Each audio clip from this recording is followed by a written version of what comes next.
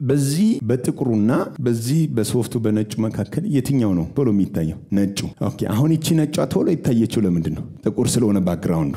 እሺ እዚህ ጋር ባረጋውስ ልዩነት የለውም። አሁን ሁለታችንም ጻድቅ ከሆነን አይለይም የትኛው ጎልቶ እንደሚወጣ። ግን በእኔ የአመጽ ያለው የአመጽ ውስጥ ትንሿ የእግዚአብሔር ምህረት ለክብሩ ይልቃል። በጣም አመፀኛ ሲሆን በጣም ክፉ ሲሆን እግዚአብሔር ቸርነቱን ይዞ ሲመጣ ጎልቶ ይታያል። መሐሪነቱ ቸር መሆኑ ፍቅር መሆኑ ጎልቶ ለሕዝብ ሁሉ ምን ይላል ይታያል። በአንድ የፈርዖን መደንደን ለመላው ሕዝብ አለ የእግዚአብሔር ስም ገነነ፣ መሐሪነቱ ገነነ። የተባለው እኮ ፈርዖንን ቀበራቸው እኮ አይደለም፣ እስራኤልን ከባርነት እንዴት አድርጎ ባህሩን ከፍሎ ምን አረጋቸው አሻገራቸው ተብሎ ስሙ ገነነ።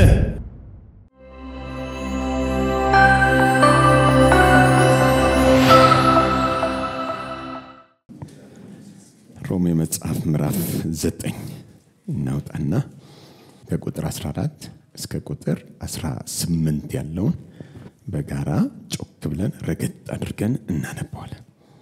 1 3 በእግዚአብሔር ዘንድ አመጻ አለ ወይ? አይደለም። ሙሴ የምምረውን ሁሉ እምረዋለሁ ለምራራለትም ሁሉ ራራለታለሁ ይላልና። እንግዲህ ምሕረት ለወደደ ወይም ለሮጠ አይደለም ከሚምር ከእግዚአብሔር ነው እንጂ። መጽሐፍ ፈርዖንን ኃይሌ በአንተ ያሳይ ዘንድ ስሜም በምድር ሁሉ ላይ ዘንግስ ዘንድ አስነሳውህ ይላልና። እንግዲህ የሚወደውን ይምረዋል፣ የሚወደውን እልከኛ ያደርገዋል። አሜን። የሮሜ መጽሐፍ እንግዲህ በተከታታይ ያጠናን ምዕራፍ 9 ላይ ደርሰናል። ባለፈው ሳምንት ምዕራፍ 9 ላይ በጣም ድንቅ ሲኩዌንሱን የጠበቀ ስለ እስራኤል ሰማያዊቷ ስለሆነችው ስለ እስራኤል የጳውሎስ ሐሳብ ለሙግት ሲያቀርብ የነበረው ምን እንደሚመስል እስራኤል ሁሉ እስራኤል አይደለም፣ ከእስራኤል የተወለደ ሁሉ የእስራኤል አይደለም፣ የአብርሃምም ዘሮች ስለሆኑ ሁላቸውም ልጆች አይደሉም፣ ነገር ግን የተስፋው ቃል ዘር ሆኖ ምን ያርግላቸዋል ይቆጠርላቸዋል የሚለውን በአዲሲቷ ወይም በሰማያዊቷ እስራኤል ምርጫ ውስጥ መካተት እንደሆነ አይተን ነበር። ያ መካተት ደግሞ ዓለም ሳይፈጠር እግዚአብሔር ለሰው ልጆች የመረጠው እስራኤል የትኛው ነው? ክርስቶስ ነው ብለን ነበር፣ አዲስ ፍጥረት የሆነው። ስለዚህ ምድር ላይ ያለ ማንኛውም ሰው ወዴት መምጣት አለበት? ወደ ክርስቶስ መምጣት አለበት። በክርስቶስ ሲሆን ነው ምንም የሆነው የእግዚአብሔር እስራኤል መሆን፣ ሰማያዊውን ዘር መካፈልና በአዲስ ሕይወት መመላለስ የሚቻለው ያንን ስናደርግ ነው የሚለውን አይተን ነበር። ይሄን ለማስረዳት ጳውሎስ እንግዲህ ሮሜ 9 ትንሽ አሟጋች ነው ብዙ ነገሮችን ስለሚያነሳበት። ስለዚህ መለስ ይያለን አንዳንድ ነገሮችን የምንነካው የበለጠ ኢላቦሬት እንዲሆን ውስጣችን በጥልቀት መረዳት እንዲሆንልን እንትኑን ሐሳቡን ሳንስተው እንድንይዝ ያስፈልጋልና ነው። በዚህ በአብርሃም ቤት ውስጥ ዘር የሚባል ነገር እንዳለ መጽሐፉ ያስረግጥልናል። የእግዚአብሔር መለኮታዊ አሰራሩን ሲነግረን አስቀድሞ የመጣው ታላቁ በኋላ ለመጣው ለታናሹ ምን ያደርጋል? ይገዛለታል ብሎ እግዚአብሔር ገና መልካምም ክፉም ሳያደርጉ በራሱ ምን ብሏል አለን? መርጧል አለን። እና ይሄ ምርጫው ያዕቆብን ወደድኩት ኤሳውን ደግሞ ጠላሁት የሚል ነው። እና ኤሳውን የሚያስጠላ ያዕቆብን የሚያስወድድ ግን ሁለቱም የሰሩት አንዳች ነገር የለም አለ። እና ስትሉት ከሚመርጠው ከእግዚአብሔር ነው እንጂ ከሚመረጠው አይደለም። ስለዚህ የእግዚአብሔር ፈቃድ የእግዚአብሔር ሐሳብ በሰዎች ላይ ለመጽናት የእግዚአብሔር ምርጫ መቃወም የሚችል አንድም ሰው የለም። ይሄን እያስረዳ ነው እንግዲህ በእግዚአብሔር ዘንድ አመጽ አለ ወይ የሚለን አይደለም። በእግዚአብሔር ዘንድ ምን የለም? አመጽ የሚባል ነገር የለም። ምክንያቱ ደግሞ ሲነግረን ቁጥር 11 ላይ ልጆቹ ገና ሳይወለዱ በጎ ወይም ክፉ ምንም ሳያደርጉ ከጠሪው እንጂ ከሥራ ሳይሆን በምርጫ የሚሆን የእግዚአብሔር ሐሳብ ምን ይል ዘንድ ይጸና ዘንድ። በምርጫ የሚሆን የማን ሐሳብ? የእግዚአብሔር ሐሳብ ምን ይል ዘንድ ይጸና ዘንድ። በጥንቃቄ ስሙት። ሰው ሰው በዚህ ምድር ላይ ሲኖር የራሱ ፈቃድ የራሱ ምርጫ የራሱ ያኗኗር ዘይቤ አለው ደግሞ ከዚህ ዓለም ውጪ ደግሞ መለኮት የራሱ ደግሞ ምን አለው ፈቃድና ምርጫ አለው የመለኮትን ፈቃድ ወደ ሰዎች እግዚአብሔር አምጥቶ መስራት ሲፈልግ ፈቃዱን መቃወም የሚችል የለም የእግዚአብሔር ፈቃድ ግን ምን ምትልናት በጎናት ደስ የምታሰኝናት ደግሞ ፍጹም ናት እንጂ አመጻ ያለበት ጉዳይ አይደለም እግዚአብሔር ፍትሃዊ አይደለም በዚህ ውስጥ እግዚአብሔር ፍትሃዊ አይደለም በፍትህ የሚኖር ህዝብ መካከል የፍትህ አምላክ አይደለም የመጣው በፍትህ በመንኖርበት አይን ስለ አይን ጥርስ ስለ ጥርስ በተባለበት በዚህ ዓለም ላይ እኛ ስንናደድ በሰው ላይ መሳደብን መናገርን የሆነ ነገር ማድረግን እንወዳለን እንፈልጋለን እና አንዳንድ ጊዜም ስንጸልይ ካናደዱን ሰዎች ወገን እግዚአብሔር እንዲሆን ሳይሆን ከኛ ጋር ወግኖ ያናደዱንን ሰዎች እንዲሰብራቸው እንወዳለን መራገም እንወዳለን እንጸልያለን ይቀንጠስ ይሰናካካል ባጭሩ ይቅር የሚሰራው ይከናወንለት እያለ ሰው በሌላኛው ላይ ምን ያደርጋል ክፉ ቃልን ይናገራል ረገምኩት ይላል ቢዝነሱን ዘጋውበት ይክሰር ምናም ብሎ የሚናገሩ የጴንጤ ሟርተኞች ማአት አሉ ሟርትን ቃል የሚናገሩ ሰዎች ታገኛላችሁ ይሄኛው ከምን የመጣ ነው ስትሉ እግዚአብሔርን በእነሱ ልክ አውርደውት የነሱን ሐሳብ እንዲፈጽምላቸው የእግዚአብሔርን ሊጠቀሙበት ነው የሚጸልዩት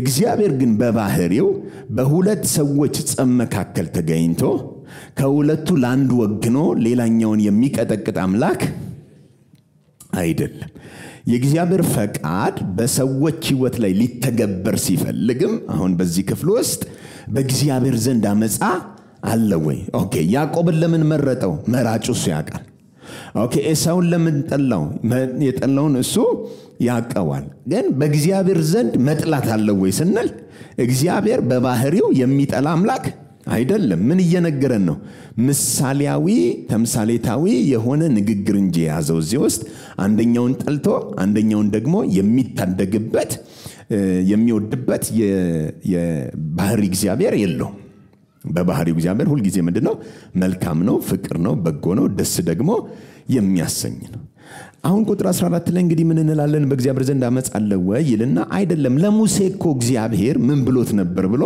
ጥቅስ ነው የሚያመጣልን ከብሉይ ኪዳን ያመጣና የመምረውን ሁሉ እምረዋለሁ ለምራራለትም ደግሞ ሁሉ ምን ይላል ራራለታለሁ ይላልና እምረዋለሁ ደግሞ ምን ይላል ራራለታለሁ ይላልና እንግዲህ ምህረት ለወደደ ወይም ደግሞ ለሮጠ ሰው አይደለም ከሚምረው ከእግዚአብሔር ዘንድ ነው ስለዚህ አሁን ኤሳውና ያዕቆብ ሳይሆኑ ጉዳዮቹ ምህረት ለመቀበል የሚሮጥና የማይሮጥ ናቸው ምህረትን ለወደደ ለሚሮጥ ሰው አይደለም ከማን ነው ከሚምረው ከእግዚአብሔር ነው ስለዚህ አሁን ሰዎችን ይቅር ለማለት ሰዎችን ለመማር በእኛ መስፈርት ይቅር ማይባሉ አሉ በእግዚአብሔር አሰራር ውስጥ ግን እኛም ይቅር ምንባል ሆነን አልነበረም ስለዚህ እግዚአብሔር ሌሎችን ይቅር ለማለትና የመዳንን ሐሳብ ወደ ሰዎች ለማምጣት የሚከለክለው እጅ የለም ፈቃዱን መቃወም አትችልም ባጭሩ እግዚአብሔርን ተከራክረህ ትችለዋለህ ወይ ነው ተቃውመ ትችለዋለህ ወይ ነው በደንዳና ልብ የሆነ ነገር አድርገህ አንተ የእግዚአብሔርን ሐሳብ አለመቀበል ትችላለህ ወይ ፈቃዱን ማድረግ ፈልጎ ከመጣ ባንተ ህይወት ላይ የሚከለክል እጅ የለው የትኛውም የሚቃወም የሚገዳደር በልብ ውስጥ የተቀመጠ የጨለማ ሐሳብ ቢኖር እንኳን የእግዚአብሔርን እጅ ማስቆም ለዚህ ደግሞ ማሳያ አድርጎ የሚያቀርበው በክርክር ልባቸው ስለደነደነው ሰዎች ያነሳል አንደኛው የሚያነሳው ማን ነው ፈርዖን ይባላል እዚህ ጋር ፈርዖንን መጽሐፍም ፈርዖንን ምን ብሎታል አለን ኃይሌን በአንተ አሳይ ዘንድ ስሜን በምድር ሁሉ ይነገር ዘንድ ለዚህ አስነሳሁህ ይላልና ኦኬ ለምንድን ያስነሳው ፈርዖንን እግዚአብሔር ኃይሌ በአንተ ምን እለዋለሁ አሳየዋለሁ ኦኬ ኃይሌን አሳይሃለሁ አይደለም ያለው ባንተ ላይ በማደርገው ነገር ኃይሌ ለተቀረው ማህበረሰብ ምን ይላል? ይታያል። ሌላ ጋር ነው የሚታየው። ኃይሌን ባንተ ምን እላለሁኝ? አሳያለሁኝ። ደግሞም ስሜን ደግሞ በምድር ሁሉ ላይ ምን ይላል? ይነገር ዘንድ ለዚህ ምን አልኩ? አስነሳው። ተፈጥሯዊው ማለት ምድር ላይ በነበረው በፈርዖን ዘንድ ሄዳችሁ ቀጥታ ብታገኙት እግዚአብሔር የፈርዖንን ልብ አደነደነ የሚል ታገኛላችሁ። የፈርዖንን ልብ ምን አደረገው? አደነደነው። አደንዳኙ ማን ነው? እግዚአብሔር ነው ያደነደነው። የማንን ልብ ነው ያደነደነው? የፈርዖንን ልብ አደነደነ ይላል። አሁን መጽሐፈ ፈርዖንን ኃይሌን ባንተ ምን እለው ዘንድ አሳይ ዘንድ ደግሞም ስሜ በምድር ሁሉ ይነገር ዘንድ ለዚህ አስነሳው።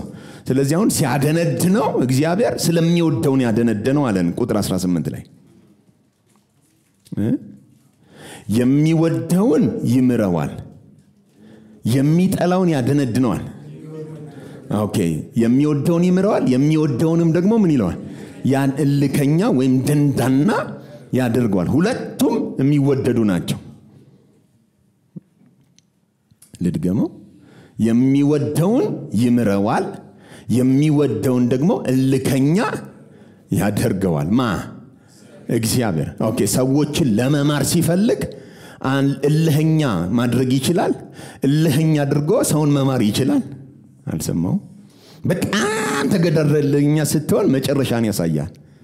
የእልህ ጥግ ላይ እንድትደርስ ይፈቅድልህና ያንተልህ እሱ አንተን ከመማር እንደማያስቆመው ያሳያል።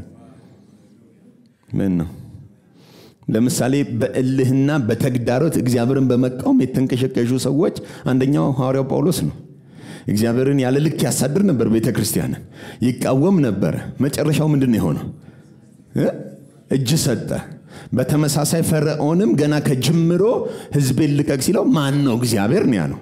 ልቡ ምን ያደረገ ነው? ከመጀመሪያውም የደነደነ ነው። ስለዚህ ይሄንን ልብህን ልጠቀምበት አለ እግዚአብሔር። ላሳየው፣ ለመላው ዓለም ማሳያ ላድርገው። ስለዚህ አንተ ላይ በሆነው ነገር ሌሎች ምን ያደርጋሉ አለ? እኔን ያውቁኛል፣ እኔን ያከብሩኛል፣ እኔን ይሰሙኛል፣ የኔን ታላቅነት ያወድሱታል። አሜን። እና የሚወደውን ምን ያደርገዋል አለን? እልከኛ ያደርገዋል። የሚወደውን ደግሞ ይምረዋል። ልድገመው። የሚወደውን እልከኛ፣ የሚወደውን ደግሞ ምን? ኦኬ፣ ቁጥር 19 እንዲህ ይለናል። እንግዲህ ስለምን እስካሁን ድረስ ይነቅፋል? ስሙት። እስካሁን ድረስ ለምን ምን ይላል? ይነቅፋል። እግዚአብሔር መንቀፍ አይችልም። እልህኛ አድርጎ ሲጨርስ አንተን መንቀፍ የለበትም። ኦኬ፣ ፈቃዱንስ የሚቃወመው ማን ነው ትለኝ ይሆናል። ነገር ግን አንተ ሰው ሆይ ደስ ትላለች። አንተ ሰው ሆይ ለእግዚአብሔር ምን ምትል የምትመልስ ማን ነህ? ስራ ሰሪውን ስለምን እንዲህ አድርገ ሰራኸኝ ይለዋልን? ወይም ሸክላ ሰሪ ከአንዱ ጭቃ ክፍል አንዱን ዕቃ ለክብር አንዱን ዕቃ ለውርደት ሊሰራው በጭቃው ላይ ስልጣን የለውምን? ነገር ግን እግዚአብሔር ቁጣውን ሊያሳይ ኃይሉንም ሊገልጥ ወዶ አስቀድሞ ለክብሩ ባዘጋጃቸው በምህረት ዕቃዎች ላይ የክብሩን ባለጠግነት ይገልጥ ዘንድ ለጥፋት የተዘጋጁትንም የቁጣ ዕቃዎች በብዙ ትዕግስት ከቻለ እንዴት ነው? ምን እያስረዳን ነው ጳውሎስ? እግዚአብሔር ምህረቱን ለመግለጥ ቸርነቱን ለመግለጥ ሲፈልግ ልክ ከሸክላ ሰሪ ጋር አገናኝቶ ነው ፈቃዱን። አንተ ለእግዚአብሔር የምትመልስ ማን ነህ ማለት ከእግዚአብሔር የተሻለ ጠቢብ ነህ ወይ ነው። ከእግዚአብሔር የተሻለ ጠቢብ ሰዎችን በማዳን ሰዎችን በመበጀት በመታደግ ጉዳይ ላይ ከእግዚአብሔር የተሻለ አንተ ጠቢብ አይደለህም ነው። ግን ወደ ፈርዖን ስንመለስና አሁን ለእግዚአብሔር መመለስ ምን አንችልም። ምክንያቱም ከኛ የተሻለ እግዚአብሔር ምን ይላል ያውቃልና ጠቢብ ነውና። ኦኬ፣ እግዚአብሔር ደግሞ አሁን ጳውሎስ ባነሳው የክርክር ሐሳብ ሙግት ውስጥ ፈርዖንን ልቡን ያደነደነው እግዚአብሔር ነው ብሎናል። እና ያደነደነበትን ደግሞ ዓላማ ሲነግረን ኃይሉን በሱ ለመግለጥ ስሙንም በመላው ዓለም ደግሞ ለማክበር ነው። ሰው የእግዚአብሔር ስም እንዲከበርና እንዲወደስ ነው። ከላይ ደግሞ የሚወደውን ነው እኮ ልከኛ የሚያደርገው፣ ጣልቶት አይደለም ማለት ነው። የምር ጠልቶት ሳይሆን የሚወደውን ምን ያደርገዋል እልህኛ ያደርገዋል የሚወደውን ደግሞ ይምረዋል ብሎ ትንሽ ውስብስብ የሚመስል ቃላቶችን ይጠቀማል ኦኬ አንደኛ ልብ መደንደን ምንድነው በነጥብ እንድናያት ስለሚያስፈልግ አንደኛ ልብ መደንደን ማለት እግዚአብሔርን አለመስማት እግዚአብሔርን አለመስማት እና እግዚአብሔር በቃ አንተ ፍትሃዊ አይደለህም ብሎ መከራከር ነው እንዲህ መሆን የለበትም የሚል የእግዚአብሔርን ድምጽና ሐሳብ ወይም የእግዚአብሔርን ፈቃድ ሰምቶ የማይታዘዝ ሁልጊዜ ሪጀክት አድርጎ የእግዚአብሔርን ሐሳብ የሚቃወም የማይታዘዝ ፈቃዱን ሐሳቡን ለእግዚአብሔር ምንም አይል የማያስገዛ እሺ የማይ ይሄም ማለት ምንድነው የእግዚአብሔርን ሐሳብ ወደ ሰው ልጅ ሲመጣ ሰዎች ሪጀክት እንዲያደርጉት እንቢ እንዲሉት እንዲገፉት የሚያደርግ ማለት ነው ስለዚህ አሁን በሰው ውስጥ የእልከኝነትና የልበደንዳናነት ከተፈጠረ እግዚአብሔር ምንም ይዞ ቢመጣ እሺ የሚል ልብ የለው ምክንያቱም እንቢተኝነት ሰው ውስጥ አለ አሁን ፈርዖንን ማንሳት የፈለገው ሊመጣ ላለው ለአዲስ ኪዳን ፈርዖን ምሳሌና ጥላ ነው ኦኬ ፈርዖን ደግሞ የመጀመሪያው ሰው በሰው ልጅ ተፈጥሮ ውስጥ የመጀመሪያው አዳም እግዚአብሔርን ምን ባለማድረግ ባለመስማትና ባለመታዘዝ የወደቀ ምን አለው ልቦና አለው ለእግዚአብሔር የማይታዘዝ እንቢ የሚል ኔቸር አለው ያ በወደቀ ዓለም ውስጥ ስለሆነ የሰው ዘር የተወለደው በዚህ በወደቀ ዓለም ውስጥ ደግሞ ሁላችን አመፀኞች ነን ለእግዚአብሔር ሐሳብ እሺ ብለን እንደምንሄድ አይደለንም እና የሚያስብል ነገር የለንም እግዚአብሔርን ሰይመጣ ብለን ለመመለስ የሚያስችል ልብ የለንም ልባችን በእግዚአብሔር ላይ በአመጽ ምን ያደረገ ነው የተነሳ ነው ግን ደስ የሚለው ነገር አመፀኞች እንደሆነን አናውቅም ምክንያቱም በእግዚአብሔር የመግለጥ ልክ መጥቶ ካላሳየን በእኛ በራሳችን ትክክል እንደሆነን እያሰበን ግን ከእግዚአብሔር በተቃራኒነት በሐሳባችን ጥላት ሆነን ነው የምንመላለሰው ፈርዖን ልክ እንደሱ ነው የተመላለሰው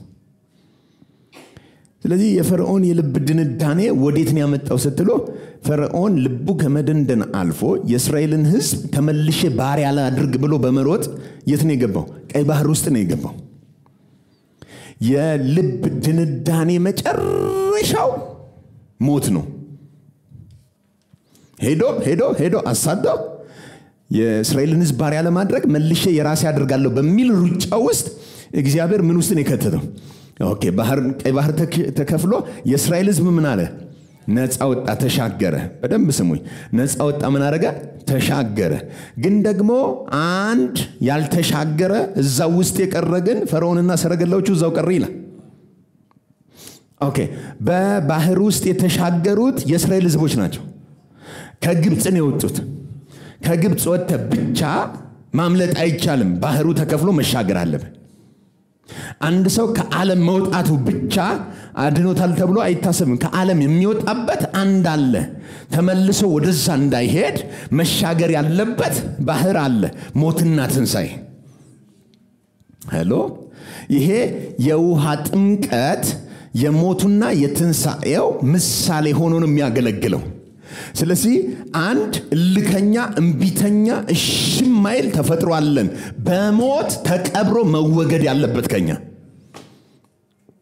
የእስራኤል ሕዝብ ግን በሩ ማን ነው ባህሩ ተካፍሎ ከተሻገረ በኋላ ጠላቱን አይቶ ምን ያረገ ነበር እያመሰገነ ነበር ከበሮ እየመታ ነበር ያው አንዱ እግዚአብሔር በደንብ ስሙ ያው አንዱ እግዚአብሔር እዚህ ጋር ፈርዖንና ሰረገላዎቹ ተቀብረዋል። የእስራኤል ሕዝብ ደግሞ ነፃ ወጥቷል። አንደኛው ያመሰግናል፣ አንደኛው ያለቅሳል። ስለዚህ አንድ መወገድ ያለበት አለ፣ አንድ ደግሞ መውጣትና መዳን ያለበት ነገር አለ። ስለዚህ አሮጌው ሰው መቀበር አለበት፣ አዲሱ ሰው በትንሣኤ መነሳት አለ። እሱ ነው እየነገረን ያለው። ይሄ ደንዳና የሆነው ለእግዚአብሔር የማይታዘዘው እንቢተኛውን እሱን በሞት አስወግዶ የቱንም ያክል ልከኛ ብትሆን እግዚአብሔር ሊምር የፈለገውን ከመማር አንተ ልታስቆመው አትችልም።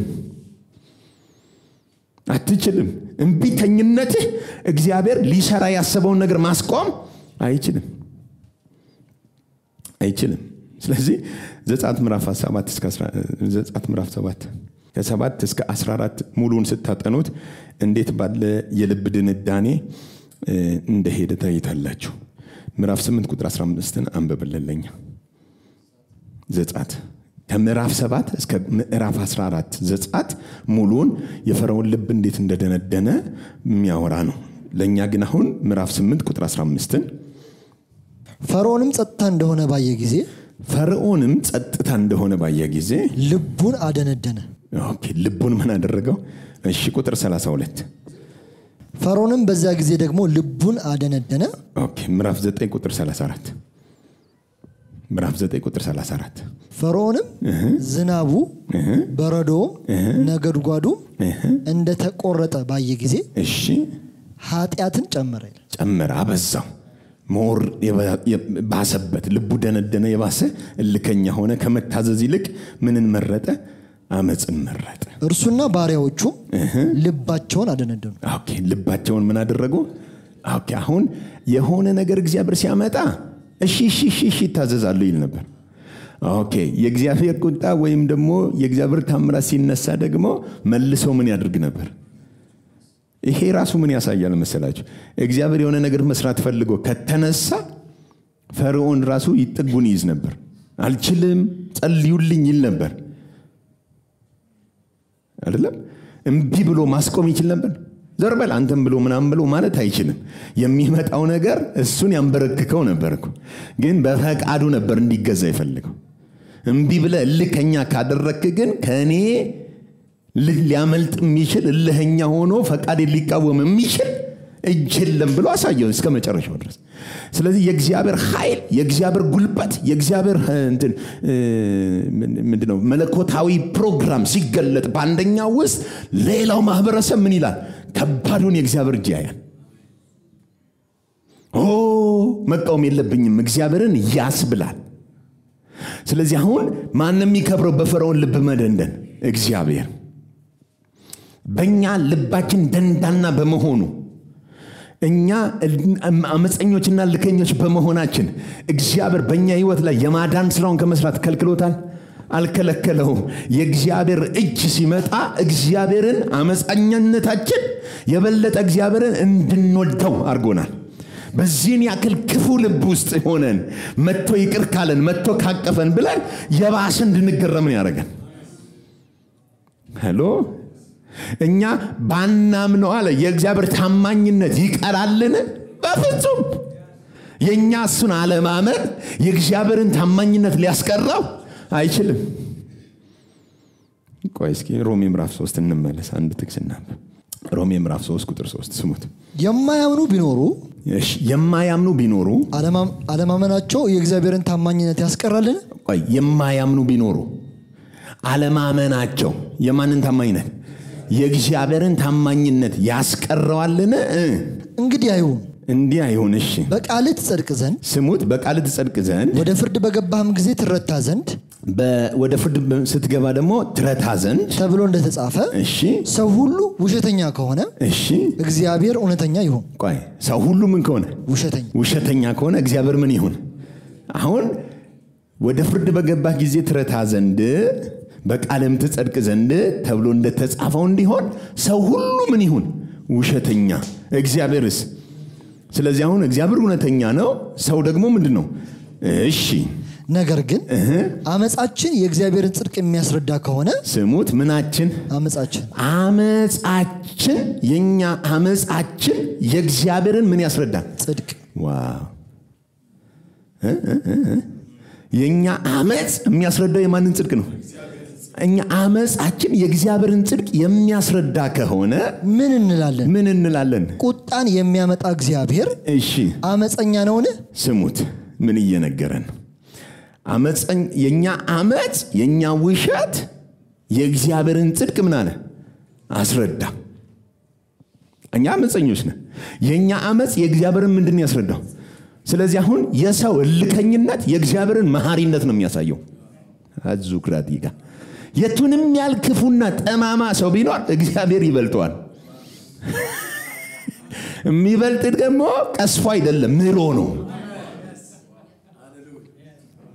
ይሄን ያለ መጨረሻ ይሄ ነው ብሎ በምህረት ምን ያደርገዋል ይታደገውና ሽባ ያረጋዋል ሰውየው ቀጣይ በእግዚአብሔር በሰውየው ህይወት ላይ ይልቃል በምስጋና ይልቃል ምክንያቱም በዚህን ያክል ያመጽ ጥጌጄ እግዚአብሔር አልለቀቀኝም ብለ ምን ትሆናለህ ቀጣይ ለራስ መኖር አቁመ እግዚአብሔርን ታከብራል አሁን እኛ ሰው ሁሉ ውሸተኛ ይሁን እግዚአብሔር ግን ምን ይሁን እውነተኛ ይሁን አለና በእኔ ውሸት እግዚአብሔር ለክብሩ ከላቀ ስሙት ለምን ደሞ እኔ ውሸቴ ላይ ወይ ማጥያተኛና መጸኘናይነት ላይ ቁጣን ለምን ያመጣል ምክንያቱም የኔ ውሸት ነው እሱን ይያላቀ ያለው እኔ በመዋሸቴ እኔ አመጸኛ በመሆኔ እኔ ክፉ በመሆኔ እግዚአብሔር ለክብሩ ይያላቀ በጽድቁ እየተገለጠ ምስጋና ያገኘ ከሆነ እኔን መሸለም ነው እንጂ አለብኝ እኔን መቅሰፍ የለበትም እንደሱ ነው የሚያወራው ጳውሎስ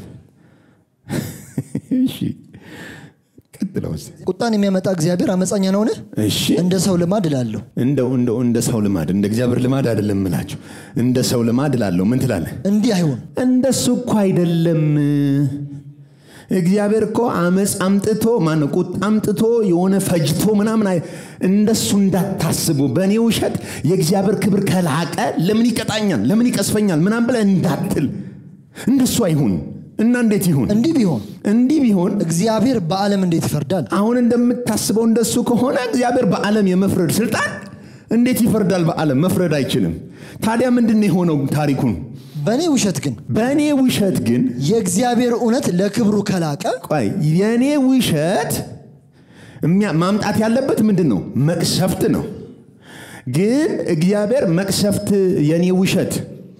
የኔ ውሸት የእግዚአብሔርን ክብር ካላቀው መሐሪነቱን ካላቀው እግዚአብሔር ምን እንለዋለን በእኛ ውሸት ነው ክብሩ የሚልቀው ካልሆነ እኛ ካልዋሸንለት እንዴት እሱ አይሆንም እንደሱ ነው የሚያ ግን ደግሞ ራሱ እግዚአብሔር ደግሞ ኃጢአት መቀጣት መቀሰፍ አመጽ መውጣት ምንድነው ቁጣ ይወጣል ካለ በእኔ ውሸት እሱ ይላቀ እንደገና ቁጣ መጣባለው ካለ ይሄ ምን የሚሉት አምላክ ነው እንደሱ አይበውን እንደ ሰው ልማድ እላለሁ እንደሱ አይደለም እኛ ያለነው ምንድነው አለ በእንደ ሰው ልማድ እንዲህ አይሁን እንዲህ ቢሆን እግዚአብሔር በዓለም ላይ እንዴት ይፈርዳል ቁጥር 7 በእኔ ውሸት ግን የእግዚአብሔር እውነት ለክብሩ ከላቀ ኦኬ በእኔ ውሸት ግን የእግዚአብሔር እውነት ለክብሩ ከላቀ ስለምን በእኔ ደግሞ ኃጢአተኛ ገና ይፈርድብኛል እኔን ደግሞ እንደገና እንደ ኃጢአተኛ እንደገና ለምን ይፈርድብኛል እሺ ስለምንስ መልካም እንዲመጣ ክፉ አናደርግም ስለዚህ አሁን ምን ማድረግ አለብን መልካም እንዲመጣ ምን እንበል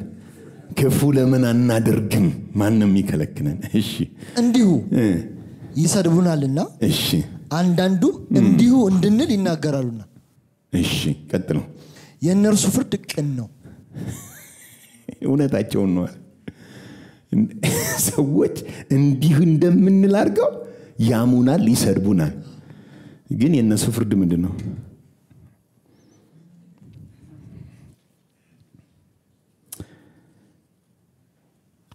በዚህ በጥቁሩና በዚህ በሶፍቱ በነጩ መካከል የትኛው ነው ቶሎ የሚታየው ነጩ ኦኬ ይሄኛው ነጩ ነው የሚታየው ቶሎ ኦኬ ጥቁሩስ ይታያል ግን እንትን አይደለም ኦኬ አሁን እቺ ነጯ ቶሎ ይታየችው ለምንድን ነው ጥቁር ስለሆነ ባክግራውንዱ እሺ እዚህ ጋር ባረጋውስ ልዩነት የለውም። አሁን ሁለታችንም ጻድቅ ከሆነን አይለይም የትኛው ጎልቶ እንደሚወጣ። ግን በእኔ የአመጽ ከፍ ያለው የአመጽ ውስጥ ትንሿ የእግዚአብሔር ምህረት ለክብሩ ይልቃል። በጣም አመፀኛ ሲሆን በጣም ክፉ ሲሆን እግዚአብሔር ቸርነቱን ይዞ ሲመጣ ጎልቶ ይታያል። መሐሪነቱ ቸር መሆኑ ፍቅር መሆኑ ጎልቶ ለሕዝብ ሁሉ ምን ይላል ይታያል። በአንድ የፈርዖን መደንደን ለመላው ሕዝብ አለ የእግዚአብሔር ስም ገነነ፣ መሐሪነቱ ገነነ። የተባለው እኮ ፈርዖንን ቀበራቸው እኮ አይደለም፣ እስራኤልን ከባርነት እንዴት አድርጎ ባህሩን ከፍሎ ምን አረጋቸው አሻገራቸው ተብሎ ስሙ ገነነ። ሃሌሉያ። ስለዚህ አሁን ይህንንም ያነሳበት ጳውሎስ ዓላማዬ ማግኘት አለባችሁ እያለ ነው። የማንም ሰው ልብ ጠማማነት የእግዚአብሔርን ፈቃድ በህይወቱ ከማከናወን የሚከለክለው እንደውም ለክብሩ ምን ይልበታል አለ ይጠቀምበታል።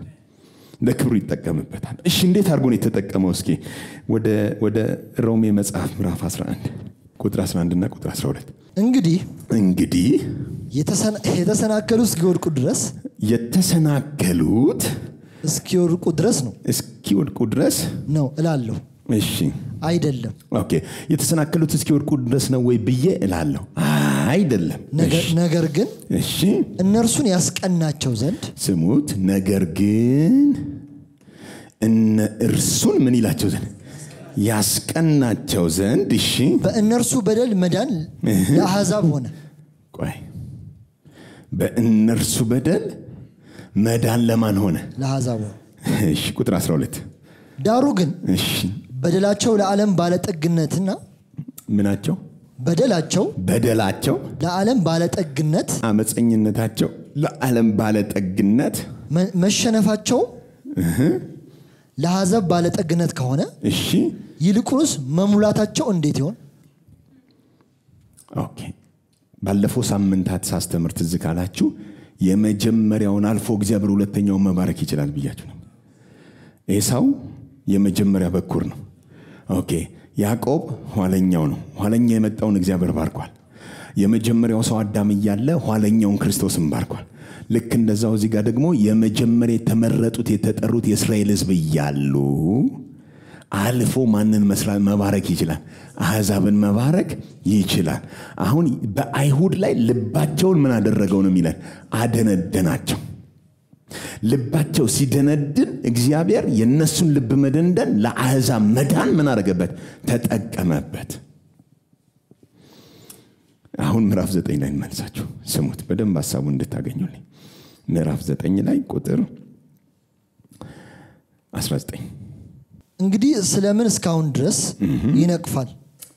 እንግዲህ ስለምን እስካሁን ድረስ ምን ይላል? ይነቅፋል። እሺ ፍቃዱንስ የሚቃወም ማን ነው? ፍቃዱንስ የሚቃወም ማን ነው? እሺ ትሉኝ ይሆናል። እሺ እንላለን። ነገር ግን አንተ ሰው ሆይ ለእግዚአብሔር የምትመልስ ማን ነህ? ለእግዚአብሔር ምን የምትመልስ አንተ ምንድነህ? ማን ነህ? ኦኬ ፈቃዱን የሚቃወም ማን ነው ትለኝ ይሆናል። አንተ ለእግዚአብሔር የምትመልስ ምንድነው?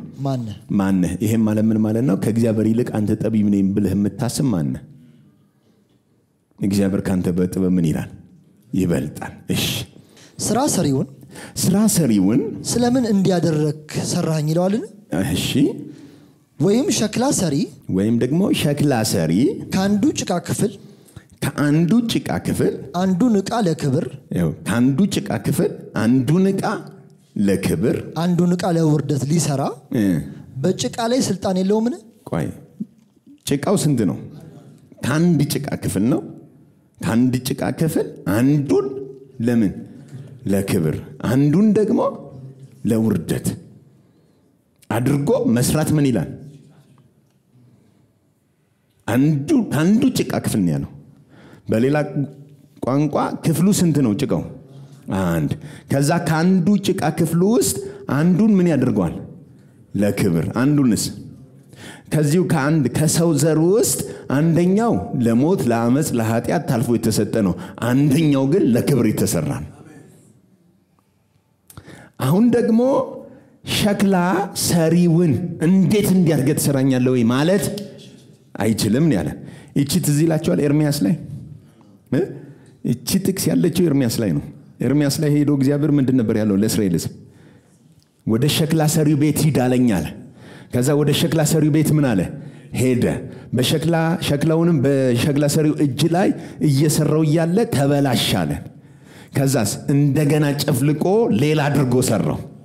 አሳየውና ሂድና ለእስራኤል ሕዝብም ንገራቸው የሸክላው ጭቃው በሸክላ ሰሪው እጅ እንዳለ እንዲሁ እናንተ በእኔ እጅ ናችሁ፣ እንደወደድኩ አድርጌ እሰራችኋል። ኦኬ አሁን ጭቃው የት ነው? የእግዚአብሔር እጅ ነው። ኦኬ እናንተ በእኔ እጅ ላይ ናችሁ ካለ እናንተ ያላቸው ማን ነው? እስራኤል በአንዱ በእግዚአብሔር እጅ ነው። ስለዚህ መጀመሪያ ለሆነ ነገር ሰርቷቸው ነበር፣ አሁን ደግሞ ለሌላ ነገር ይሰሯል። መጀመሪያ የክብር ዕቃ ነበሩ፣ አሁን ደግሞ ልባቸው ደንድኖ የአመጽ ዕቃ ሆነዋል። በሁለቱም ጋር እግዚአብሔር ስለሚወዳቸው ነው ያደረጋቸው። የሚወደውን ይምረዋል። የሚወደውን እልከኛ አንድን ግለሰብ አንድን ማህበረሰብ ስሙት። ቁጥር 22 ነገር ግን እግዚአብሔር ቁጣውን ሊያሳይ ኃይሉንም ሊገልጥ ወዶ ስሙት። ቁጣውን ሊያሳይ ኃይሉንም ሊገልጥ ወዶ አስቀድሞ ለክብሩ ባዘጋጃቸው አስቀድሞ ምን ባላቸው? እሺ አስቀድሞ ለክብር ያዘጋጃቸው ቀን ምን ማለት? እስራኤል አስቀድሞ ለክብሩ ባዘጋጃቸው ዕቃዎች ላይ በምህረት ዕቃዎች ላይ የክብሩን ባለጠግነት ይገልጥ ዘንድ ስሙት። የክብሩን ምን ባለጠግነት ይገልጥ ዘንድ ለጥፋት የተዘጋጁትን የቁጣ ዕቃዎች በብዙ ትዕግስት ከቻለ እንዴት ነው? አሁን በምህረት ዕቃዎቹ ላይ እግዚአብሔር ምህረቱን ለማሳየት ክብሩን ለማሳየት ሸክላ ነበር እስራኤል አስቀድሞ የተመረጠው። አሁን ደግሞ ያለን ነው ምኑን ለማሳየት? ቁጣውን ለማሳየት ደግሞ በእነሱ ምን እያደረገ ነው አለን? በብዙ ትዕግስት ነው የሚለው። በብዙ ትዕግስት ከቻለ እንዴት ነው? የምህረቱ ዕቃዎች ስሙት። አሁን የምህረቱ ዕቃዎች ከአይሁድ ብቻ አይደሉም። ከማን ብቻ አይደሉም? ከአይሁድ ብቻ አይደሉም። ስለዚህ አሁን የምህረት ዕቃዎቹ አስቀድመው የተመረጡት እነማን ነበሩ? እስራኤል። አሁን ደግሞ የምን ዕቃ ሆኑ? የምህረት ዕቃ ብቻ መሆናቸው አቆመና ኃይሉን ሊገልጥባቸው የአመጽ ዕቃም ሆኑ። ያው እስራኤል ያው ሸክላ ያው ጭቃ በአንድ ሰሪው ሁለት ነገር ተጠቀመበት። አስቀድሞ ክርስቶስን ለማምጣት ተጠቀመባቸው። አሁን ደግሞ መዳንን ለሐሳብ ለማድረስ ተጠቀመባቸው። ያው ሸክላ ሁለቱም ላይ ሰራ። ይሄንን ደግሞ የሰራው ማን ነው አለን? ሰሪው እግዚአብሔር ነው። ኦኬ ሰሪው እግዚአብሔር ከሆነ ደግሞ ተነስቶ አንድ እስራኤላዊ ለምን ልቤን ታደነድነዋለህ ማለት አይችልም። ምክንያቱም እግዚአብሔር ከሰው ይልቅ ጠቢብ ነው። ለምን እንዲያረክ ማለት አትችሉም። ለምን? የምህረት ዕቃዎቹ ከአይሁድ ብቻ አይደሉም፣ ሌላም የምህረት ዕቃ አለው። አሕዛብም ይባል አሕዛብም ይድናል በክርስቶስ ወንጌል። አሕዛብንም መርጧቸዋል እግዚአብሔር በድነት እንዲካተቱ። ስለዚህ ልብ መደንደን ለማጥፋት ሳይሆን ልብ መደንደን ለማካተት ነው። ልድገም። በድነት ለማካተት አሕዛብን፣ በክርስቶስ ሥራ ለማካተት አሕዛብን ነው ያደነደነው እንጂ ሊያጠፋቸው ፈልጎ አይደለም። ምክንያቱም በኋላ ላይ እስራኤል ሁሉ ይድናል ይለናል። እና ሕዝቡን ፈጽመው እግዚአብሔር ጣላቸውን አይደለም። አይጥልም እግዚአብሔር ሕዝቡን። አስቀድሞ ያወቃቸውን ሕዝብ ምን አይልም? አይጥልም። እነሱን አደንድኖ እኛ ጋር የመጣው እነሱን ትቷቸዋል ማለት ነው አይደለም። እግዚአብሔር አስቀድሞ ያወቀውን ሕዝብ ምን አይልም? አይጥልም። በመጥራቱና በጸጋ ስጦታው እግዚአብሔር አይጸጸትም። እና ሕዝቡን ጥላቸዋል? አልጣላቸውም። በምን እናውቃለን? እነሱ እንዳልተጣሉ ማሳያውን የራሴ ነኝ። ቅሬታዎች አለን፣ ከነሱ መካከል የምህረት ዕቃዎች አለን። ለተቀረው የነሱ ሕዝብኛ ማሳያዎች ነን። አሁን ግን እንዲገፉት የተፈለገው እናንተ ጋር እንዲደርስ ነው።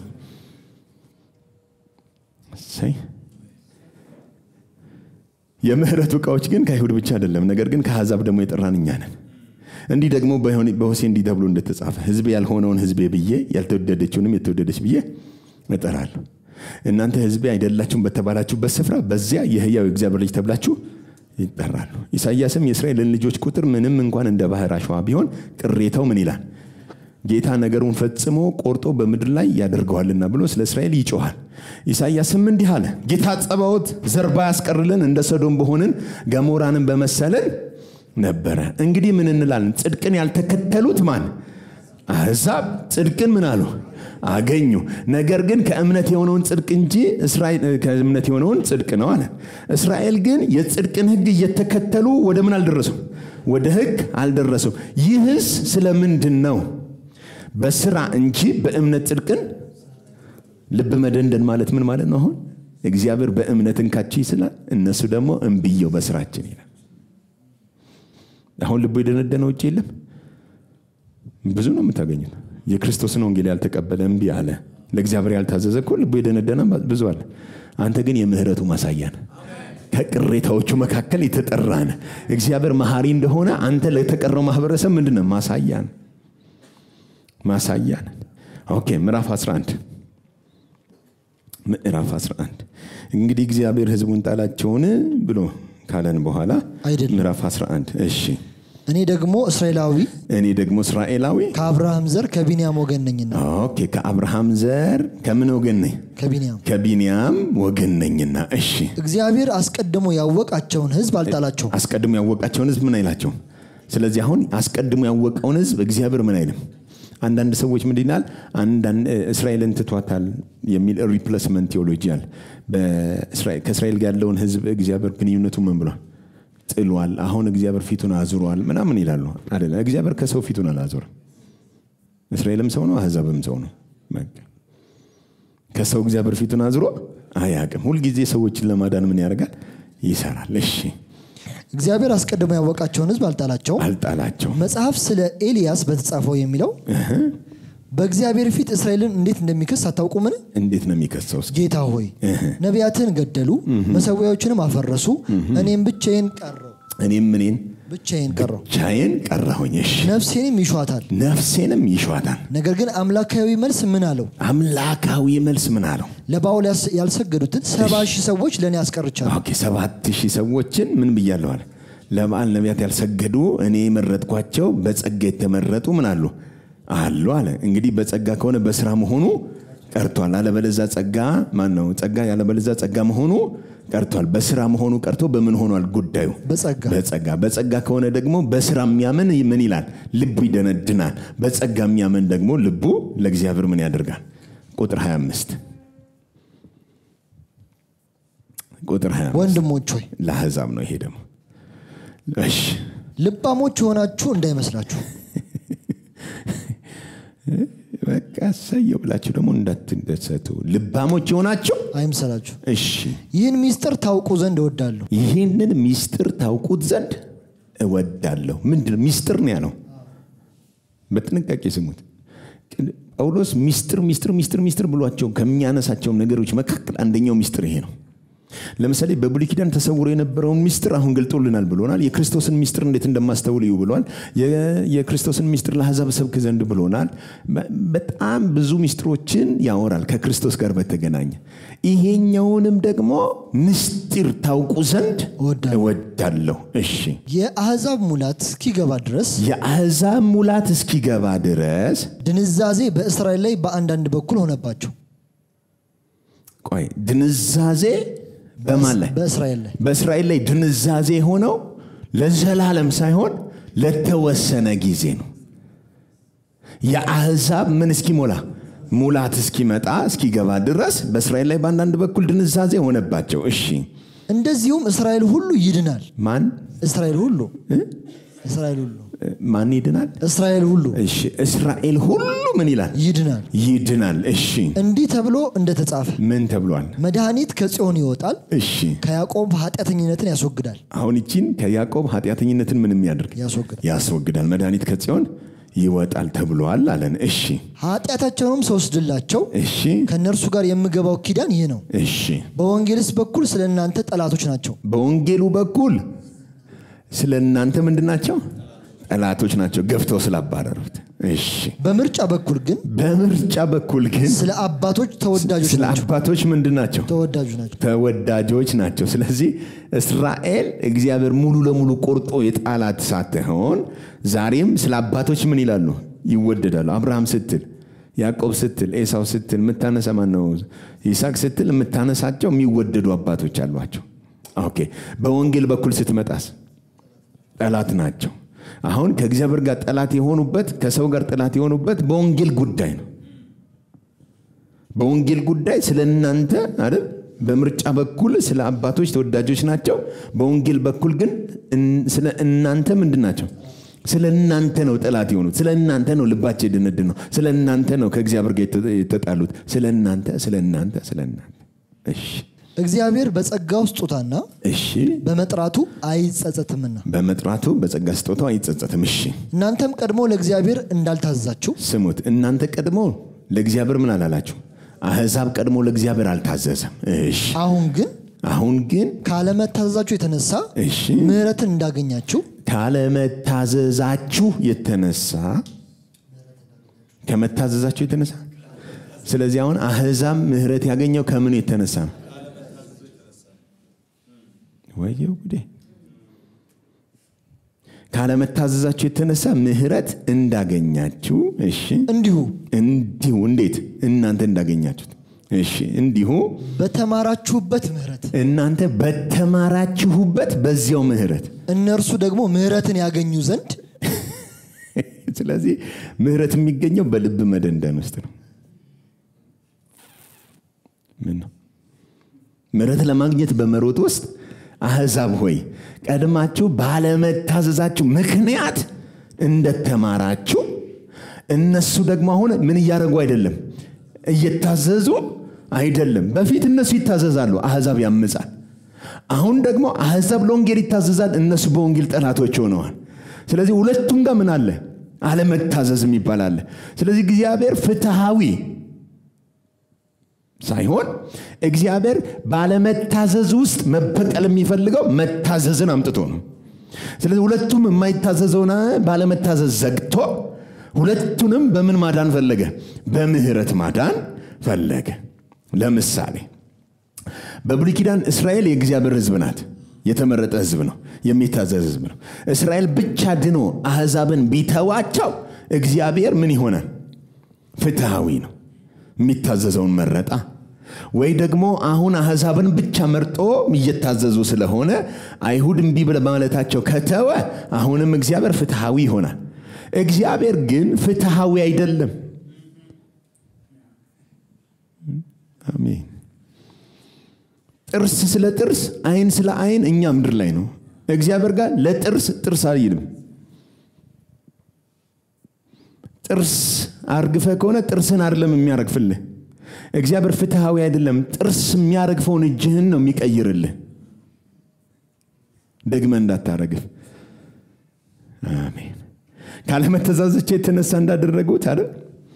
የተነሳ ምህረት እንዳገኛችሁ እንዲሁ በተማራችሁበት ምህረት እነሱ ደግሞ ምህረትን ያገኙ ዘንድ እነዚህ ደግሞ አሁን አልታዘዙም። እሺ እግዚአብሔር ሁሉን ይምር ዘንድ እግዚአብሔር ስንቱን ይምር ዘንድ? ሁሉንም አይሁድንም አሕዛብንም ምን ይል ዘንድ? ይምር ዘንድ ሁሉን በአለመታዘዝ ዘግቷልና። ሁሉም የሰው ዘር የማይታዘዝ አድርጎ ዘግቶ ለሁሉም የሰው ዘር ምህረትን ያቀርብ። ዛሬ በጣም የሚያስቸግር ሰው ካለ የሚወደውን ይምረዋል ብለህ ጸልይለት። ምክንያቱም እግዚአብሔር በምህረት ነው ሰዎችን ምንም ያደርገው። ምህረት ማለት ምን ማለት ነው? ውስጣችን ያለውን አመጽ አውጥቶ የሱን ቸርነት በውስጣችን አስቀመጠ ማለት። ይሄ አሁን በጣም ኮምፕሊኬትድ ነው።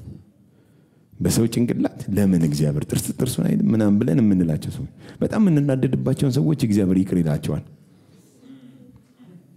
እኛ የምንናደደው ለምን እንደኛ አይፈርድም ብለን ነው። ለሱ ደግሞ መልስ አለ። ቁጥር 33 የእግዚአብሔር ባለጠግነትና ጥበብ ዕውቀቱም እንዴት ጥልቅ ነው። ፍርዱ እንዴት የማይመረመር ነው። ፍርዱ ደግሞ እንዴት የማይመረመር። ፍርዱ እንዲህ ነው ብለህ መርምረህ የምትደርስበት አይደለም። አሁን እንደኛ ቢሆን እኮ የሆነ ወደ አሕዛብ ለማምጣት የኛው ማደንደን ምናምን የሚለው ፕሮሰስ ለኛ ልክ አይደለም።